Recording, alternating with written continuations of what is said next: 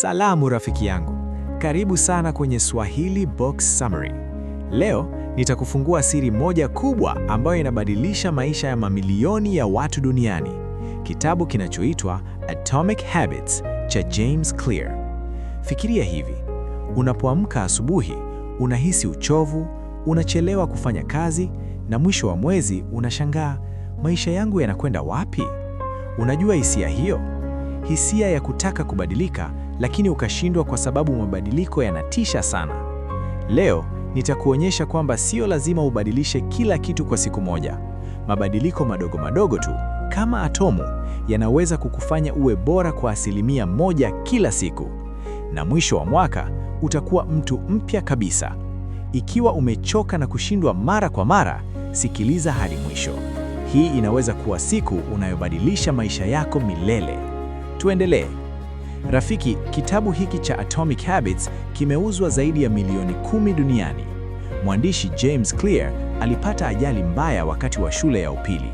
Alivunjika uso, akapoteza meno na karibu akaacha maisha. Lakini alijifunza somo moja kubwa. Maisha yanabadilika si kwa mabadiliko makubwa, bali kwa mazoea madogo yanayorudiwa kila siku. Wewe labda unataka kupunguza uzito, kuanzisha biashara ndogo huko Tanga au Dar, kusoma vitabu zaidi au kuwa na wakati zaidi na familia, lakini kila mara unashindwa. Kitabu hiki kinasema usifuate malengo tu, bali unda mifumo. Malengo ni kama nitapunguza kilo 10, lakini mfumo ni nitatembea dakika 10 kila asubuhi. Mifumo ndiyo inayoleta matokeo ya kudumu. Fikiria kama riba ya benki. 1% tu kila siku inaonekana kidogo, lakini baada ya miezi 12 utakuwa na mabadiliko ya 37%. Hiyo ndiyo nguvu ya tabia ndogo.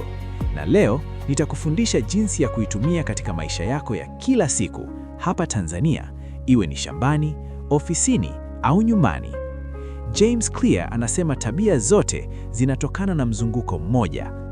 Cue, ishara; craving, hamu; response, majibu; na reward, zawadi. Hii inaitwa the habit loop. Unapoona simu yako, cue, unahisi hamu ya kuangalia; craving, unaichukua na kuangalia; response, na unapata furaha kidogo; reward. Tabia mbaya inazaliwa hivyo, lakini unaweza kuibadilisha. Sasa, sheria 4 kuu za kuunda tabia nzuri na kuvunja mbaya. Hizi ndizo zana kuu za kitabu. Sheria ya kwanza, fanya iwe dhahiri, make it obvious. Usitegemee akili yako tu, badilisha mazingira yako. Unataka kusoma zaidi? Weka kitabu kando ya kitanda chako, si ndani ya kabati. Unataka kuacha kula vitafunui vibaya?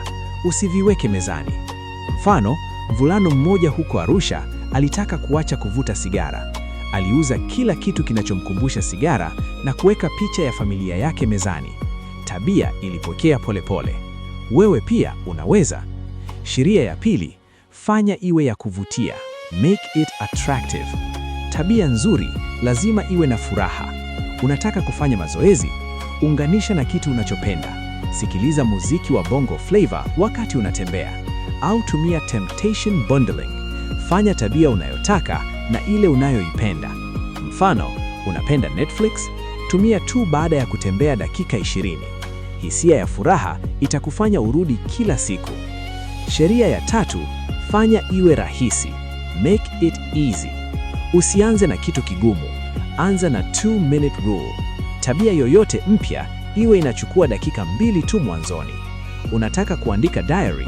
Anza na nitaandika sentensi 1 tu. Baada ya wiki itakuwa rahisi. James anasema, jinsi tabia inavyokuwa rahisi ndivyo inavyokuwa na nguvu. Mfano wa mama mmoja huko Tanga aliyetaka kupika chakula cha afya, alianza na kuosha mboga moja kila jioni. Sasa familia yake inakula vizuri kila siku. Sheria ya 4, fanya iwe ya kuridhisha, make it satisfying. Zawadi moja baada ya tabia. Weka kalenda na uweke alama kila siku unapofanya tabia. Hisia ya nimefanya vizuri inakufanya urudi. Na kinyume chake, ili uvunje tabia mbaya, fanya iwe sio dhahiri, sio ya kuvutia, ngumu na sio ya kuridhisha. Rafiki, Hii si nadharia tu, ni maisha halisi. Kuna wafanyabiashara wadogo ambao walianza kuandika malengo yao kila asubuhi kwa dakika 5. Sasa biashara zao zinakuwa. Wanafunzi wanaosoma kwa dakika 25 kila siku bila kuchoka, na wazazi wanaopata wakati wa familia bila stress. Hii inafanya kazi kwa sababu inabadilisha sio tu tabia, bali maisha yako yote. Sasa, hii ndiyo sehemu tamu. Hapa nimechagua mbinu 5 muhimu zaidi kutoka kitabu hiki. Kila moja nitaieleza kwa ufupi na nitakupa jinsi ya kuitumia leo hii. Mbinu ya kwanza, mabadiliko madogo yana nguvu kubwa kuliko malengo makubwa. Usisubiri siku kamili, anza na 1% tu.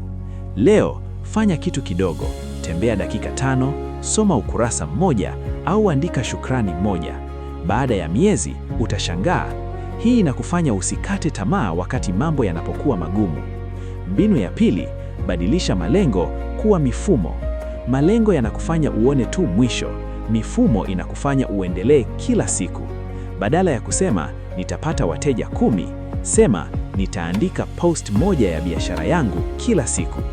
Mifumo ndiyo inayokufanya ufanikiwe bila kuchoka. Mbinu ya tatu, tumia sheria 4 za tabia kila wakati. Fanya nzuri iwe dhahiri, ya kuvutia, rahisi na ya kuridhisha, na mbaya iwe kinyume chake. Andika sheria hizi kwenye karatasi na uweke ukutani. Hii itakukumbusha kila siku. Mbinu ya 4, badilisha mazingira yako na utambulisho wako. Usijaribu kuwa na nidhamu tu. Unda mazingira yanayokusaidia. Na muhimu zaidi, badilisha jinsi unavyojiona. Usiseme ninajaribu kuacha kuchelewa. Sema ni mimi ni mtu wa wakati. Utambulisho mpya unao tabia mpya kiautomati. Mfano, unapojiona kama msomaji, utasoma bila kujitahidi. Mbinu ya 5, fuatilia maendeleo na usikate tamaa wakati wa kushindwa. Weka tracker rahisi, kalenda au app. Kila siku unapofanya, weka alama. Na ukishindwa siku moja, usijilaumu. Anza tena siku inayofuata. James anasema, tabia nzuri ni kama kuweka chumvi kidogo kila siku. Inajikusanya na kuwa bahari ya mafanikio. Hizi mbinu 5 zinaweza kubadilisha maisha yako kabisa ikiwa utazitumia. Rafiki yangu, kitabu cha Atomic Habits kinakufundisha kwamba wewe si mtu wa kushindwa. Wewe ni mtu wa upelevu wa kushinda kupitia mazoea madogo.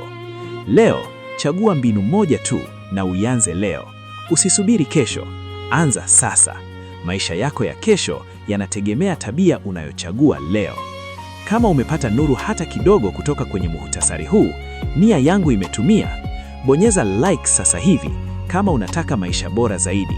Subscribe kwa Swahili Book Summary na uwashe kengele ili usikose muhtasari wa vitabu vingine vinavyobadilisha maisha kama hivi kila wiki. Comment hapa chini, nitabadilisha tabia gani leo? Andika moja tu, labda nitasoma ukurasa mmoja kila siku, au nitatoa dakika kutembea kila siku. Hii itakusaidia wewe na wengine kuona.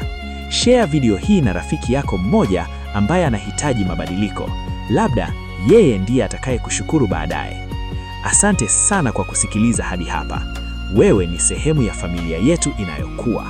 Tuonane kwenye video inayofuata. Nakupenda na nakutakia mafanikio makubwa. Asante.